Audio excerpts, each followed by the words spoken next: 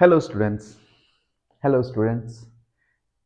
जैसा कि board examination आ चुके हैं ऑलमोस्ट, और मुश्किल से 4 से 5 दिन या 8-10 दिन बचे हुए हैं।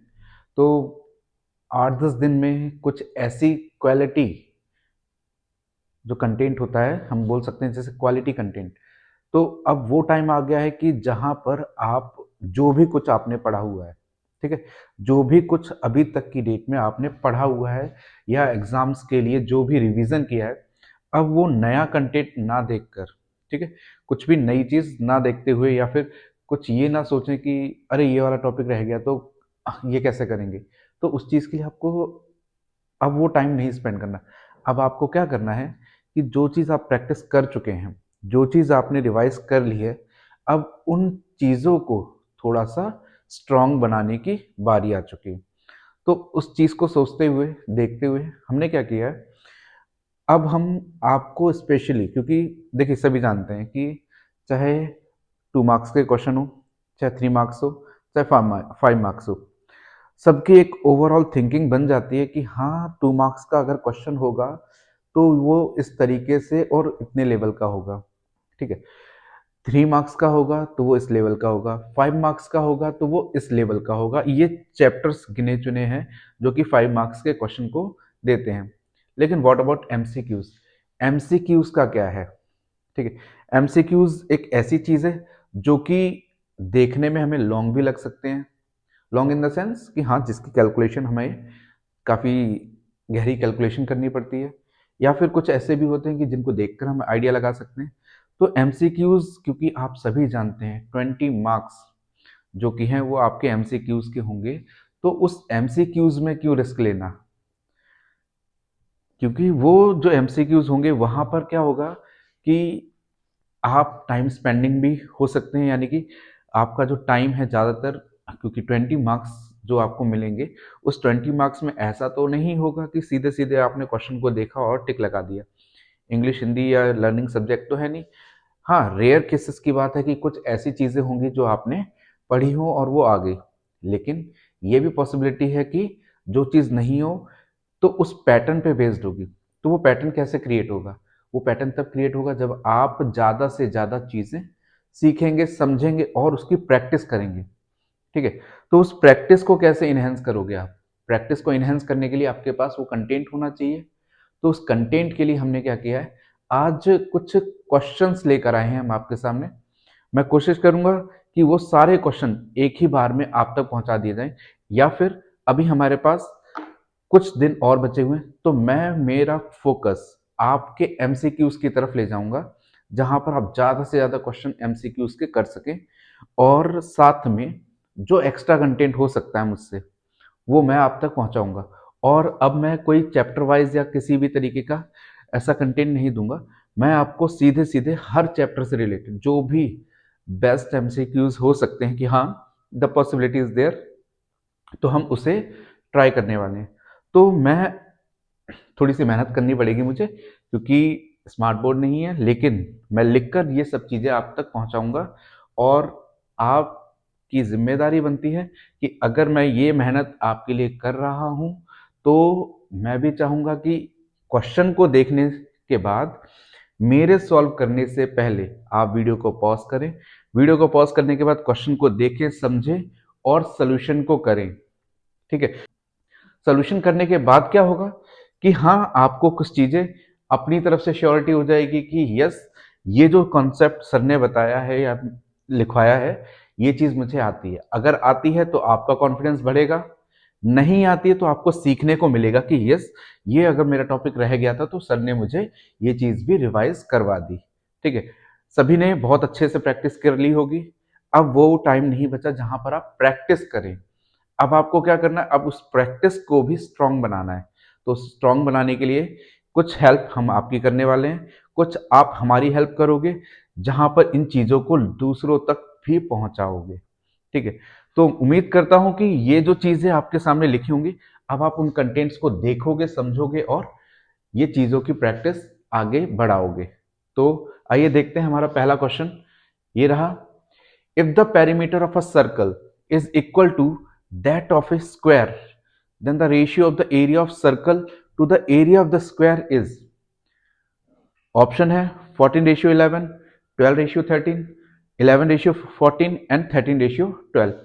तो आप वीडियो को पॉज कीजिए, पहले इसे सॉल्व कीजिए, ठीक है। मेरे करने से पहले आप इसे पॉज करके सॉल्व कीजिए और मुझे कमेंट में आंसर बताइए कि क्या आपने वो पहले कर लिया है कि नहीं, ठीक है। तो आइए देखते हैं हमारा इसका आंसर क्या होगा। Let's C.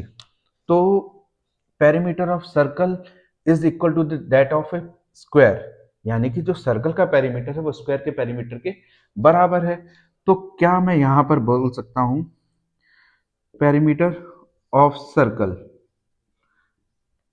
Is equal to perimeter, देखिए मैं यहां पर आपको एक्सप्लेन करूंगा, ठीक है। तो इसलिए ये मत समझना कि सर तो फटाफट से नहीं करा रहे हैं या फिर एक्सप्लेन करने में लगे। एक्सप्लेनेशन जरूरी है, क्योंकि जब एक्सप्लेनेशन सीख जाओगे, उसका कंटेंट सीख जाओगे, तो कैसे उसे शॉर्ट बनाना है ये तो आप अच्छे से सीख जाएंगे। तो perimeter of circle is equal to perimeter of square. It means यहां से क्या मिलेगा मुझे, 2πr is equal to 4 × s means side, side of square. तो यहां से मैंने ये कैंसिल किया और ये जो 2 बचेगा, तो मुझे s की वैल्यू मिल जाएगी πr/2। ये हो गया मेरा साइड ऑफ स्क्वायर, जो कि मैंने πr के फॉर्म में चेंज कर लिया। अब मुझसे क्वेश्चन में क्या पूछा, the ratio of the area of circle. यहां पर मैं दोनों चीजें कर सकता हूँ, रेडियस को साइड्स के रिगार्डिंग यानी कि साइड्स के बेस पे चेंज कर दूं, या फिर साइड को रेडियस के बेस पे चेंज कर दूं। तो मैंने साइड को चेंज किया है रेडियस के फॉर्म में, तो वहां से अब मुझे मेरा सोल्यूशन मिलेगा, the ratio of the area of circle to the area of square is, circle का एरिया, अब देखिए मैंने यहाँ पे लिखा सर्कल एंड स्क्वायर, ठीक है। तो यहां से क्या है, ratio of area of circle, area of circle is πr² and area of square is side square, side का स्क्वायर यानी कि मैं πr/2 का होल स्क्वायर कर सकता हूं। यहां से मुझे मिलेगा πr²/πr²r²/4, आर स्क्वायर से आर स्क्वायर कैंसिल, पाई से पाई स्क्वायर कैंसिल, तो यहां पर मेरा पाई बचेगा और ये जो 4 है ये ऊपर चला जाएगा। So the last answer is 4/पाई, लेकिन 4/पाई। अब मेरे ऑप्शन में तो 4/पाई तो था ही नहीं, अब मुझे क्या करना है, 4/पाई। अब इस पाई को चेंज करना है ताकि मुझे मेरा आंसर इनके फॉर्म में दिखने लगे। तो यहाँ पर क्या लिखूंगा मैं, यहाँ पे लिखूंगा 4/22/7। अब ये जो 7 है ऊपर आएगा, तो ये हो जाएगा 28/22, यानी कि 14/11। तो क्या मेरा ऑप्शन मैच कर रहा है? Yes, the option A is the correct answer. अब इस चीज को शॉर्ट कैसे बनाएंगे, इस चीज को शॉर्ट करने के लिए आपको सिंपली एस की वैल्यू लगानी है और सीधे सीधे फॉर्मूले में रख देना, रेशियो निकालना है। तो रेशियो में बहुत सी चीजें कैंसिल होती हैं, फटाफट से कैंसिल करके और आंसर लेकर आएंगे। तो आई होप आपने ये पहला क्वेश्चन किया होगा और बहुत से बच्चों का आंसर सही भी आया होगा। जिनको नहीं चीजें आई हैं वो आप इन चीजों को नोटिस करेंगे कि सर ने क्या अप्रोच रखी है, अप्रोच को देखेंगे और उस अप्रोच को बढ़ाएंगे, ठीक है। तो ये रहा आपका पहला क्वेश्चन। आइए देखते हैं हमारा दूसरा क्वेश्चन, ये रहा। चलिए देखते हैं दूसरा question. For the following distribution class 0, 5, 6 to 11, 12 to 17, 18 to 23, 24 to 29, 13, 10, 15, 8, 11, these are the frequency। हमारी क्लास ग्रुप दे दी है, फ्रीक्वेंसीज दे दी हैं। आपसे क्वेश्चन क्या पूछा जा रहा है, find the upper limit of the median class. क्या क्वेश्चन है, find the upper limit of the median class की। हमारी डिमांड है मीडियन क्लास की। तो मीडियन क्लास को निकालते टाइम मुझे पता है कि मुझे मेरे टेबल में CF की रिक्वायरमेंट भी होगी। CF means cumulative frequency. तो क्यूमुलेटिव फ्रीक्वेंसी निकालना बहुत जरूरी है मीडियन के केस के लिए।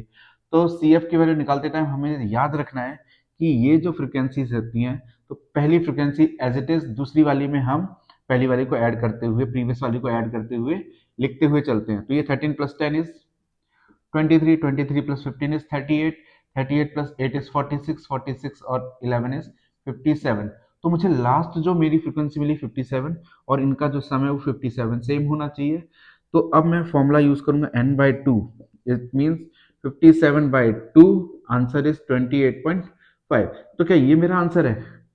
अरे नहीं, ये तो मैंने CF निकाला है। मेरा आंसर क्या बनेगा? मैंने लॉजिक सीखा था कैलकुलेशन करते टाइम कि जो मेरी फ्रिक्वेंसी क्लास होगी, ये मैं नोटिस करूंगा सबसे पहले कि ये जो CF है वो किस रेंज के बीच में आ रही है, किस चीज के बीच में आ रही है। तो यहाँ पर जो 23, ये जो आंसर है ना, ये 28.5, तो ये मैं चेक कहाँ करूंगा? मैं अपनी फ्रिक्वेंसीज में चेक नहीं करूंगा, मैं अपने क्लास इंटरवल में नहीं देखूंगा। मैं फ्रिक्वेंसी, जो क्यूमुलेटिव फ्रिक्वेंसी है, मैं उसमें चेक करूंगा कि 28.5 कहाँ आ रहा है। तो वो इन दोनों के बीच में आ रहा है। ठीक है, तो बीच में आने की सेंस में हम क्या करेंगे, जो हायर वैल्यूज होती है, यानी कि जो ग्रेटर वैल्यू होती है, वो वाली क्लास इंटरवल को हम बोलते हैं मीडियन क्लास।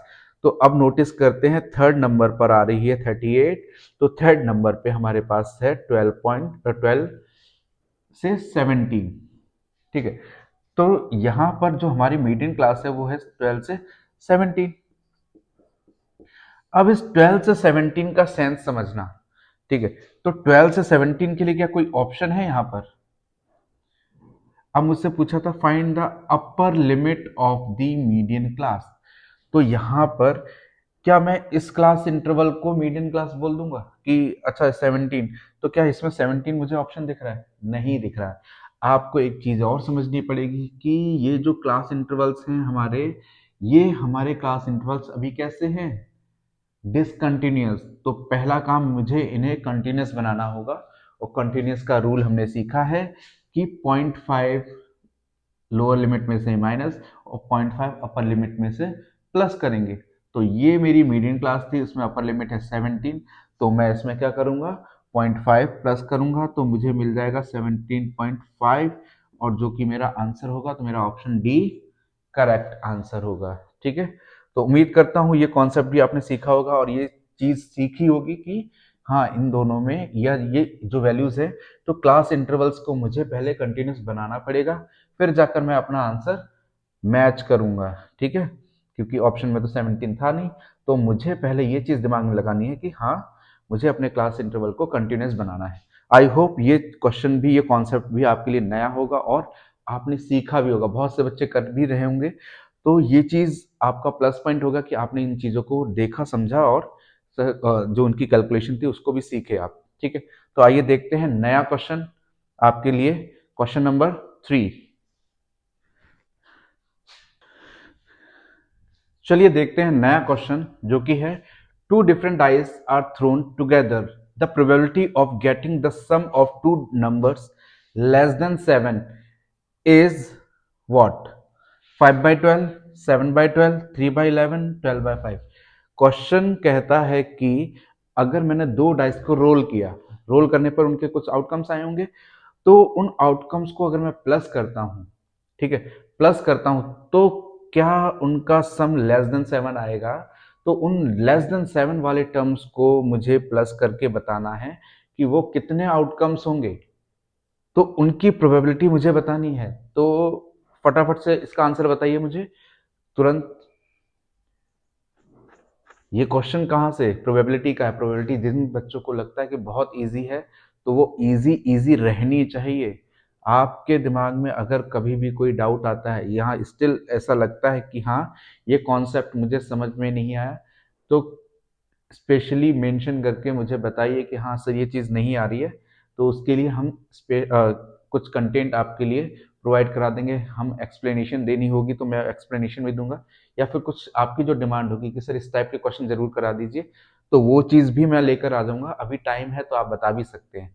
ठीक है, तो आई होप आपने इसका आंसर निकाल लिया होगा। आइए देखते हैं इसकी अप्रोच क्या होगी। क्वेश्चन की डिमांड है कि दो नंबर्स जिनका सम लेस देन कितना, 7 आए, तो मेरे पास ऐसे कौन से आउटकम्स होंगे? पहला ये 1,1, 1,2, इस तरीके से मैं नोटिस करूंगा, तो एक टाइम आएगा जहां पर वो रेंज मेरी चेंज होगी। तो 1 से लेकर मैं दे 1,3, 1,4, ठीक है, 1,3, 1,4, 1,5, 7 से लेस बोला है, 7 भी नहीं बोला है, तो मैं 1,5 तक ही सीमित रहूंगा। फिर यहाँ पर 2,1, 2,2, 2,3, 2,4, 2,5 भी नहीं जाऊंगा, 3,1, 3,2, 3,3 एंड 4,1, 4,2, 5,1। तो ये जो मेरे आंसर्स हैं कितने हो गए, 1, 2, 3, 4, 5, 6, 7, 8, 9, 10, 11, 12, 13, 14 और 15। तो ये जो मेरे आंसर से 15, यहाँ पर तो मैंने मेहनत की है, मैं लिख कर देख रहा हूँ, मुझे ये कॉन्सेप्ट क्योंकि मुझे आप तक पहुँचाना था, हमें डायरेक्टली करना होगा तो इसकी प्रैक्टिस मुझे करनी होगी कि मुझे वो आउटकम्स कैसे बनाते हैं, वो टेबल मुझे याद होनी चाहिए 36 वाले आउटकम्स, यानी कि जो आपका टेबल है जहाँ पर दो डाइस को एक साथ फेंक रहे हैं या फिर एक डाइस को दो बार फेंक रहे हैं। तो ये कॉन्सेप्ट भी मैंने आपको समझाया हुआ है, आप जाकर देख सकते हैं वीडियोज में, ठीक है। तो ये जो चीज़ है आपको ये ध्यान रखना पड़ेगा कि ये जो टोटलिंग आई है यानी कि जो कॉन्सेप्ट तैयार किया है, तो इनका सम कितना है, यानी कि टोटल काउंटिंग कितनी है, ये है 15। और मुझे पता है कि जो टोटल यहाँ पर नंबर लेस देन 7 बोला था ना, और जो टोटल है इनका वो टोटल होता है 36, ठीक है। तो 36, अब मैंने क्या किया यहाँ पर सॉल्व किया, आंसर आएगा 5/12। तो this one is the last answer. तो 5/12 क्या मेरे ऑप्शन में है, ये 12/5 है, लेकिन ये 5/12 है, ये आंसर है। बहुत से बच्चे एक्साइटमेंट में आके कि हाँ उनका आंसर सही आ गया, तो वो एक्साइटमेंट में आकर भी चीजें गलत करते हैं, उनको लगता है 5/12, तो कहीं ना कहीं कभी कभी मिस मैच हो जाता है और वो 12/5 पे लगा देते हैं। तो कॉन्शियस रहना पड़ेगा जब आप ये आपके एमसीक्यूज को करते हैं, तो बड़े ध्यान से इन पे एक जरा सा टिक, क्योंकि करने वाले भी हम होते हैं, रीचेक करने वाले भी हम ही होते हैं। तो जब हम रीचेक भी करते हैं तो हमारे दिमाग में वही घूमता है कि अरे ये तो मैंने सही किया था। तो उन चीज़ों पे थोड़ा सा ध्यान रखें कि हाँ एक बार में ही सही करें, अपनी स्पीड प्लस एक्यूरेसी पे ज़्यादा वर्क करें। तो ये कॉन्सेप्ट आपको समझ में आया होगा, आंसर इज 5/12। तो आइए देखते हैं नेक्स्ट क्वेश्चन हमारे नेक्स्ट टॉपिक से। चलिए तो नेक्स्ट क्वेश्चन देखते हैं, what is the positive real root of 64x² - 1 = 0। ठीक है, ये हमारा क्वेश्चन दिया है, ऑप्शन दिया है 1/8, 1/4, 1/2, 1/6। तो ये क्वेश्चन देखने में इजी लग रहा है बहुत, लेकिन ये जो है ना, बहुत से बच्चे इस चीज में भी कंफ्यूज हो जाते हैं कि करना क्या है, ये किस चैप्टर का है, पॉलिनोमियल्स का है कि क्वाड्रेटिक इक्वेशन का है, ठीक है, क्योंकि उन्होंने बेसिक कॉन्सेप्ट में वो चीजें अलग तरीके से देखी हैं। तो ये जो क्वेश्चन है ये आपकी क्वाड्रेटिक इक्वेशन का है, क्यों, क्योंकि इक्वल टू में जीरो दे चुके हैं वो लोग, तो ये क्वाड्रेटिक इक्वेशन से बनता है। लेकिन उससे फर्क नहीं पड़ेगा, क्योंकि ये जो पैटर्न है ये हम पॉलिनोमियल हो चाहे क्वाड्रेटिक इक्वेशन हो, दोनों तरीके से में देखते हैं। तो इसको सॉल्व कैसे करते हैं, चलिए देखते हैं। ये जो है ये क्या एक आइडेंटिटी बना रही है, क्या मैं इसे 8x - 1 8x+1 के फॉर्म में लिख सकता हूं क्या। रीजन, ये 8x का होल स्क्वायर बनेगा, ये -1 है, तो माइनस को मैंने रखा अलग और 1 का मैंने स्क्वायर चढ़ाया, तो ये मुझे मिलेगी a² - b² की आइडेंटिटी, और इसको मैं इस तरीके से लिख सकता हूं। तो क्या ये दोनों मेरे आंसर्स होंगे। अब इसमें से बहुत से बच्चे गलती क्या करते हैं, गलती ये करते हैं, अरे पॉजिटिव आंसर है तो पॉजिटिव वाला ये हो गया आंसर। तो आप इस तरीके से पॉजिटिव शो नहीं करेंगे, पॉजिटिव शो करने का, क्योंकि आपको ध्यान रखना है कि 8x = 1 ये माइनस का है, इधर जाएगा तो 1 होगा, ठीक है, तो x की वैल्यू 1/8 हो जाएगी। आंसर तो हमारा 1/8 है, लेकिन तरीका तरीका मायने रखेगा। मान लीजिए ये तो चलिए हमें एमसीक्यू में दिया था, आपने डायरेक्टली नोटिस किया और आंसर, लेकिन यही चीज अगर हमें कैलकुलेशंस में दी होती, 2 मार्क्स के क्वेश्चन में दी होती, तो बहुत से बच्चे इसे पूरा सॉल्व ना करके इतने में ही आंसर बता देते कि हाँ हमारा आंसर ये वाला होगा। लेकिन ये आंसर ना होकर हमारा आंसर ये, क्योंकि वो इनके दिमाग में ये पॉजिटिव दिमाग में रहता है, इसे वो नेगेटिव समझते हैं कि ये आंसर नेगेटिव है, लेकिन ऐसा नहीं है। क्यों, क्योंकि मुझे एक्स की वैल्यू यानी कि रूट्स पूछे थे, तो रूट का मतलब होता है कि एक्स की लास्ट वैल्यू जिसे रखेंगे हम इस एक्सप्रेशन में, आंसर 0 आ जाए, तो यहाँ पर जो लास्ट आएगा वो आएगा 1/8। तो आई होप ये कॉन्सेप्ट भी आपको समझ में आया होगा from the chapter quadratic equation. और ये जो चैप्टर है मैं इसमें फिर से बता दूं, यहाँ से आपका लॉन्ग क्वेश्चन बनेगा, आप उन लॉन्ग क्वेश्चंस पे भी मेहनत कीजिए। डिस्क्रिमिनेंट वाला जो टॉपिक है वहां से भी एक क्वेश्चन आएगा, उस पे भी वर्क कीजिए, आपके नेचर ऑफ फ्रूट्स आपको क्लियर होने चाहिए, ठीक है, और साथ में एमसीक्यू तो करने ही है आपको। तो चलिए बढ़ते हैं हमारे नेक्स्ट टॉपिक की तरफ। आइए देखते हैं नेक्स्ट क्वेश्चन। तो चलिए नेक्स्ट क्वेश्चन देखते हैं। क्वेश्चन है find the LCM of smallest odd composite number and smallest two digit odd composite number. ठीक है, तो यहां पर क्वेश्चन को किस तरीके से लिखा है, ऑड कंपोजिट नंबर, कौन सा स्मॉलेस्ट ऑड कंपोजिट नंबर। तो तुरंत हमने क्या किया, नोटिस किया कि स्मॉलेस्ट ऑड कंपोजिट नंबर कौन होता है। तो हमने नोटिस किया कि स्मॉलेस्ट मींस 1 डिजिट हो सकता है, 2 डिजिट हो सकता है, तो स्मॉलेस्ट में कौन आएगा। तो स्मॉलेस्ट कंपोजिट नंबर होता है 9। क्यों? क्योंकि उन्होंने ऑड वर्ड को यूज किया है। अगर मैं 1 की बात करूं, 1 इज नॉट कंपोजिट। 2 की बात करूं, 2 इज नॉट कंपोजिट। 3 नहीं, 4 इवन हो गया, 5 प्राइम नंबर हो गया, 6 अगेन इवन हो गया, 7 प्राइम नंबर हो गया, 8 अगेन इवन हो गया, तो 9 बचा है। तो 9 is the smallest odd composite number and smallest 2 digit odd composite number. तो 2 डिजिट में स्टार्टिंग होती है 10 से, 10 is not odd, 11 prime, 12 composite but even, 13 again prime, 14 even, 15 composite. तो 15 जो है पहला 2 डिजिट का ऑड कंपोजिट नंबर है। तो 9 और 15 का मैं एलसीएम निकालूंगा। तो एलसीएम निकालने का तरीका क्या है, इसका 3 इंटू 3 हमने किया, इसमें से हमने 3 इंटू 5 कर दिया, तो तुरंत हमने देखा कि 3 कॉमन आ रहा है, 3 लिखा और 3 5 से 15 हमने मल्टीप्लाई किया, आंसर इज 45। आई होप आप लोगों ने मुझसे पहले भी आंसर निकाल चुके होंगे। तो इसमें से ऑप्शन क्या सही है, ऑप्शन है हमारा बी सही। बहुत से बच्चे इसमें गलती क्या करेंगे, वो ये गलती कर देते हैं कि 9 और 15, पहली बात तो वो निकालने में गलती करते हैं कि कंपोजिट और कोप्राइम्स और इवन ऑड, इन सब चीज़ों में दिक्कत है उनको। ठीक है, तो आप पहले अपनी वो दिक्कतें दूर करिए कि कंपोजिट नंबर क्या होता है। जो हमारे चैप्टर 1 में स्टार्टिंग, जो हमारी फंडामेंटल थ्योरम ऑफ अरिथमेटिक है, जिसकी स्टेटमेंट भी एग्जाम में आती है, आप उस स्टेटमेंट को भी याद रखेंगे और साथ में कंपोजिट का मतलब भी समझेंगे, जिनको हम 2 से ज़्यादा फैक्टर्स में लिख सकते हैं। ठीक है, तो वो जो नंबर्स होते हैं वो होते हैं हमारे कंपोजिट। तो यहाँ पर मुझे मेरा आंसर मिला है 45। आई होप कॉन्सेप्ट आपको समझ में आया होगा। ठीक है, तो बढ़ते हैं नेक्स्ट क्वेश्चन की तरफ। तो फ्रेंड्स, अब ये जो क्वेश्चन मैंने लिखे हैं बोर्ड पर, अब आपकी जिम्मेदारी बनती है कि आप इन क्वेश्चन को पढ़ेंगे, समझेंगे और मुझे इसका आंसर शेयर करेंगे कि हाँ सर हमने ये क्वेश्चन सॉल्व किया है और इसका आंसर ये रहा। विद योर कैलकुलेशन आप मुझे इसकी पूरी डिटेलिंग्स आप अपने तरीके से सॉल्व करके मुझे बताएंगे कि हाँ सर इस ऑप्शन को हमने टिक किया है और इसका रीजन ये रहा। ठीक है, तो क्वेश्चन है आपके सामने, the LCM of two numbers is 14 times their HCF, the sum of LCM and HCF is 600 if one number is 280 then the other number is, option है 20, 28, 60 and 80। Next, if p and q are the zeros of the quadratic polynomial minus 2x square plus 7x minus 3, then p plus q minus pq is what? Option है 1, 2, 3 and none of these. तो ये जो question मैंने आपको दिए हैं, साथ में हमारे जो प्रीवियस एमसीक्यू थे वो आपने सीखे होंगे, समझे होंगे।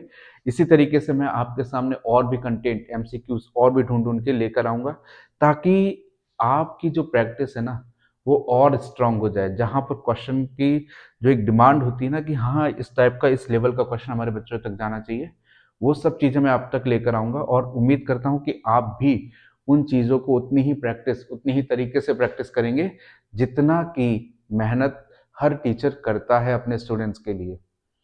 चाहे मैं हूँ, चाहे कोई और भी टीचर हो, लेकिन वो अगर आपके लिए मेहनत कर रहा है तो आपकी जिम्मेदारी भी बनती है कि आप भी उनको वो रेस्पॉन्स दें। हर टीचर चाहेगा कि हमारा स्टूडेंट अच्छे से अच्छा करे। ठीक है, तो इसलिए उम्मीद करता हूँ कि जो भी आप चीज़ें देख रहे होंगे, जो भी आप प्रैक्टिस कर रहे होंगे, वो मन से कर रहे होंगे। ऐसा नहीं है कि सिर्फ फ़ोन उठाया कि कैलकुलेशन के नाम पर एक मैसेज आ गया तो तुरंत स्क्रॉल किया और इन चीज़ों से भटक गए। तो अब वो टाइम नहीं है कि जहाँ भटकेंगे, क्योंकि अगर इस टाइम पर भटके आप तो फिर भगवान ही मालिक है। तो वो चीज़ नहीं आने देनी, क्योंकि आपको अपने पेरेंट्स को देखना है, समझाना है कि हाँ हम वो चीज़ कर रहे हैं जो टीचर हमने दे रहा है। ठीक है, तो आई होप आप बहुत समझदार हैं और उम्मीद करता हूँ कि हाँ उस समझदारी को अपनी पढ़ाई पर दिखाएंगे और अपना जो स्कोर है वो लेवल अप करेंगे। ठीक है, तो इसी के साथ मिलते हैं नेक्स्ट सेशन में, जहाँ पर मैं कुछ और एमसीक्यूज आप तक लेकर आऊँगा। उम्मीद करता हूँ आप जुड़े रहेंगे। तो प्लीज़ लाइक, सब्सक्राइब और शेयर भी कीजिए, ताकि दूसरों तक भी कंटेंट पहुंच सके और मुझे भी थोड़ी सी मोटिवेशन मिल सके कि मैं आप तक और भी नई नई चीज़ें लेकर आऊँ। मोटिवेशन मिलेगा। आई होप आप चीज़ें समझेंगे और आगे बढ़ाएंगे। Thank you for this.